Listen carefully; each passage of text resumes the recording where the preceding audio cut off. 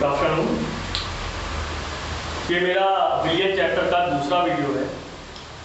विलियन chapter के पहले video में मैंने आपको जो टॉपिक्स पढ़ाए थे उसमें विलियन के बारे में बताया था, विलियन के घटक के बारे में बताया था, विलियन के प्रकार के बारे में बताया था। तो उसमें एक टॉपिक था तनु विलियन और सांद्र विलियन। तो तनु विलियन में ये बताया गया था कि तनु विलियन में विलय के मोलों की संख्या कम होती है, विलय की मात्रा कम होती है, और सांद्र विलियन में विलय की मात्रा अधिक होती है। तो किस विलियन में मात्रा कितनी होती है, इस चीज का निर्धारण हम सांद्रता के द्वारा करते हैं, सांद्रता के द्वारा। तो सांद्रता को व्यक्त करने की भी कई विधियां हैं, एक आदि नहीं कई विधियां हैं। अब उन्हीं विधियों के बारे में हम इस वीडियो के बारे में डिस्कस करेंगे कि उसमें से पहली विधि कौन सी है। जैसे कि पहली विधि यहाँ पर है सांद्रता ग्राम प्रति लीटर में। तो हम इसको केवल हमको याद करने का एक तरीका, केवल हमको सूत्र याद रखना है। सूत्र से हमारी लैंग्वेज अपने आप थ्योरी तैयार हो जाएगी। देखिए सांद्रता ग्राम प्रति लीटर में, इसका नाम है सीधा सीधा। तो लिखा है विलय का भार ग्राम में बटे विलियन का आयतन लीटर, ये दिया गया है।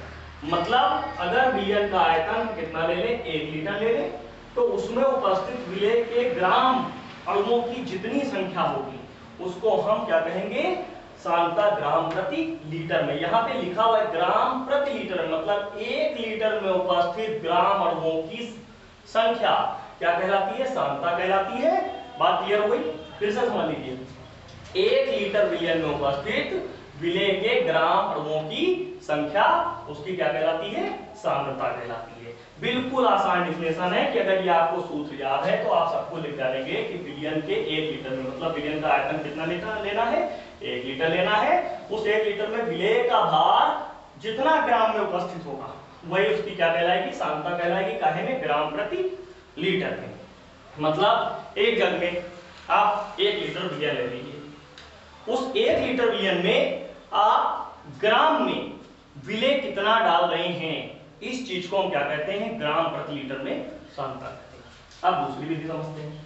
दूसरी विधि है नॉर्मलता। तो नॉर्मलता का जैसे सूत्र क्या है, विलय के तुल्यांकों की संख्या बटे विलियन का आयतन लीटर में। फिर इसी से परिभाषा बनाइए, विलियन का आयतन लीटर में कितना ले लीजिए, 1 लीटर, सीधे सीधे। तो हम क्या कहेंगे, विलियन के 1 लीटर आयतन में, यहां से बात चालू करेंगे। विलियन के 1 लीटर आयतन में उपस्थित विलय के तुल्यांकों की संख्या को हम क्या कहते हैं, नॉर्मलता कहते हैं। सीधी सीधी परिभाषा, विलियन के 1 लीटर आयतन में उपस्थित विलय के तुल्यांकों की संख्या को विलियन की नॉर्मलता कहते हैं। अभी आगे यहीं पे बात और बढ़ाएंगे, रोकेंगे नहीं। आगे देखिए, विलय के तुल्यांकों की संख्या क्या होती है, विलय का भार ग्राम में बटे विलय का तुल्यांकी भार। अगर आपको तुल्यांकों की संख्या निकालनी है तो आपको विलय के भार को ग्राम में लेना होगा और तुल्यांकी भार को उसको क्या करना होगा, भाग करना होगा। तो क्या निकल आएगी, तुल्यांकों की संख्या और उसके बटे में फिर से जो चल रहा था विलियन का आयतन लीटर में, ये विलियन का आयतन लीटर में आ गया। तो ये थी क्या, नॉर्मलता। नॉर्मलता को कैपिटल एन से लिखा जाता है। अब नॉर्मलता भी कई प्रकार की हो जाती है आपकी। नॉर्मलता में एक होता है डेसी नॉर्मल, सेंटी नॉर्मल, मिली नॉर्मल या नॉर्मल विलियन। तो सबसे पहले हम डेसी नॉर्मल की बात कर लेते हैं। डेसी नॉर्मल क्या है, वह विलियन जिसके 1 लीटर में विलय के कितने 10 मोल 10 तुल्यांक उपस्थित हो, 10 क्या उपस्थित हो, तुल्यांक उपस्थित हो, तो वो कहलाएगा डेसी नॉर्मल। 1 लीटर आयतन होना चाहिए विलियन का और उसमें कितने तुल्यांक होने चाहिए, 10 तुल्यांक। तो उसको हम क्या कहेंगे, डेसी नॉर्मल कहेंगे। इसी प्रकार सेंटी नॉर्मल, अगर 1 लीटर विलियन में कितने विलय के 100 तुल्यांक हो जाए तो उसको क्या कहेंगे, सेंटी नॉर्मल कहेंगे। इसी प्रकार मिली नॉर्मल, तो मिली का मतलब 1000, मतलब 1 लीटर विलियन में विलय के कितने 1000 ml तुल्यांक हो जाए, 1000 तुल्यांक हो जाए तो उसे हम क्या कहेंगे, मिली नॉर्मल विलियन कहेंगे। तो 3 प्रकार का हो गया आपका, डेसी नॉर्मल, सेंटी नॉर्मल, मिली नॉर्मल। डेसी में 10 तुल्यांक होंगे, सॉरी मोल नहीं, तुल्यांक होंगे, और सेंटी में 100 तुल्यांक 1 लीटर में होंगे, और मिली में 1000 तुल्यांक 1 लीटर में होंगे। इसके बाद आता है नॉर्मल विलियन। तो नॉर्मल विलियन में केवल एक तुल्यांक घुला होगा, काहे में? 1 लीटर में। तो मतलब अगर 1 लीटर विलयन में विलेय का केवल एक तुल्यांक उपस्थित है तो वो क्या कहलाएगा? नॉर्मल विलयन। अब आगे चलते हैं, अगला है मोलरता। तो नॉर्मलता और मोलरता में केवल एक ही बेसिक अंतर है, यहाँ तुल्यांकों की संख्या होती है और यहाँ मोलों की संख्या होती है। अब जहां तुल्यांकों की संख्या होगी वहां पर भार बटे तुल्यांक ही भार होगा, और जहां मोलों की संख्या होगी वहां भार बटे अणु भार होगा। मतलब यहाँ तुल्यांकी भार होगा, यहाँ क्या होगा? अणु भार। केवल बेसिक अंतर यही है, बाकी बिल्कुल सेम परिभाषा। वहां हम कहते थे, इसमें क्या कह रहे थे? 1 लीटर विलयन में तुल्यांकों की संख्या, और यहाँ हम क्या कहेंगे? विलयन के 1 लीटर में उपस्थित विलेय के मोलों की संख्या को उसकी मोलरता कहते हैं। विलेय के मोलों की संख्या को उसकी मोलरता कहते हैं। विलयन के 1 लीटर आयतन में उपस्थित विलेय के मोलों की संख्या उसकी मोलरता कहलाती है। अब मोलों की संख्या बराबर होता है विलेय का भार ग्राम में बटे विलेय का अणु भार, और फिर वो नीचे जो था विलयन का आयतन लीटर। तो ये हो गया हमारा क्या? मोलरता। अब मोलरता भी वैसे ही डेसी मोलर विलयन होता है, सेंटीमोलर और कौन सा? मिलीमोलर। तो अगर डेसी मोलर विलयन होगा तो 1 लीटर विलयन में कितने? 10 मोल उपस्थित होंगे विलेय के, तो वो डेसी मोलर होगा। अगर 1 लीटर विलयन में विलेय के कितने मोल उपस्थित हैं? 100 मोल, तो वो सेंटीमोलर होगा। और ऐसे ही अगर 1 लीटर विलयन में 1000 मोल उपस्थित हैं तो वो मिलीमोलर होगा। अब आता है मोलर विलयन, जिसको 1m लिखा जाता है। मोलर विलयन का मतलब है कि अगर 1 लीटर विलयन में विलेय का केवल 1 मोल घुला हो तो उसे हम क्या कहते हैं?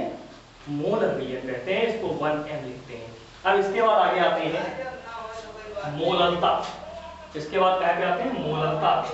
मोलरता देखिए क्या सूत्र है? विलेय के मोलों की संख्या बटे विलायक का भार किलोग्राम में।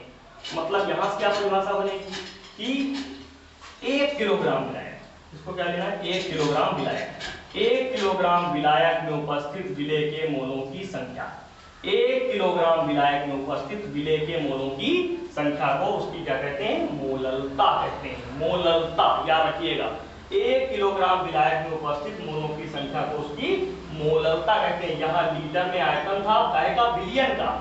यहाँ विलायक का भार है किलोग्राम में, और उसको हम क्या कह रहे हैं? उसमें उपस्थित विलेय के मोलों की संख्या को उसकी क्या कह रहे हैं? मोलरता कहते हैं। अब ये मोलों की संख्या सेम चीज है जो आप ऊपर पढ़ चुके हैं, वही हमने यहाँ पर रख दिया है। अणुभार इंटू विलायक का भार किलोग्राम में। अगर यहाँ पर आप विलायक का भार किलोग्राम की जगह ग्राम में करते हैं तो इसको पूरे को 1000 से आपको गुणा करना पड़ेगा, क्योंकि 1 किलोग्राम बराबर 1000 ग्राम होता है।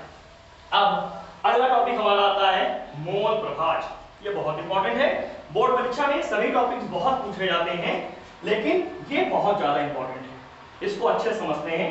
तो मोल प्रभाज क्या होता है? विलयन हमने सुबह बताया था, विलयन के कितने घटक होते हैं? 2, विलेय और विलायक। तो पहला घटक कौन सा है? विलेय, और दूसरा विलायक। विलेय वो होता है जो घुलने का काम करता है, विलायक वो होता है जो घोलने का काम करता है। तो यहाँ देखिए मोल प्रभाज की परिभाषा, विलयन के किसी घटक के मोलों की संख्या ले लो, या तो विलेय के मोलों की संख्या ले लो या फिर विलायक के मोलों की संख्या ले लो, और उसको उसके कुल घटकों की मोलों की संख्या से क्या कर दो? भाग कर दो, तो वो क्या बन जाएगा? मोल प्रभाज। मतलब मोल प्रभाज की परिभाषा क्या हुई? विलयन के किसी घटक के मोलों की संख्या और कुल घटकों के मोलों की संख्या के अनुपात को, ये क्या है? अनुपात, उसको हम क्या कहते हैं? मोल प्रभाज कहते हैं। मतलब सपोज करिए कि अगर आपको विलेय का मोल प्रभाज निकालना है तो आप यहाँ क्या करेंगे?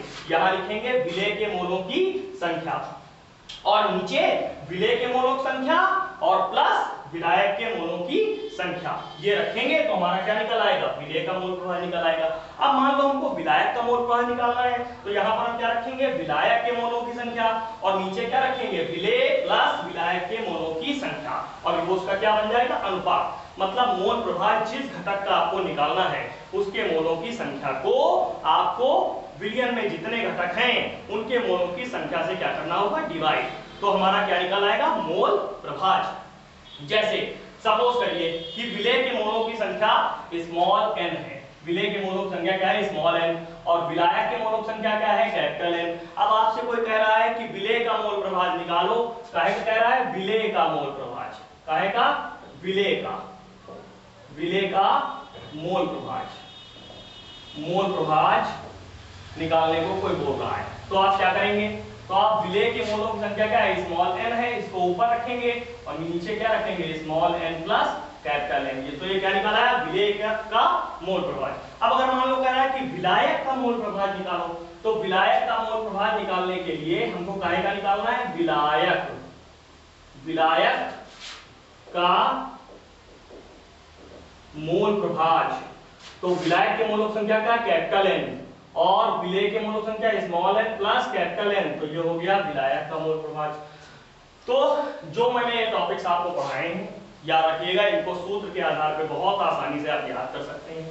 इनको वीडियो को कई बार देखें आपको अच्छे से क्लियर हो जाएगा। फिर भी अगर आपको समझ में नहीं आता है तो आप कमेंट करके मुझसे पूछ सकते हैं या मेरे पर्सनल नंबर पर मुझे कॉल भी कर सकते हैं। धन्यवाद।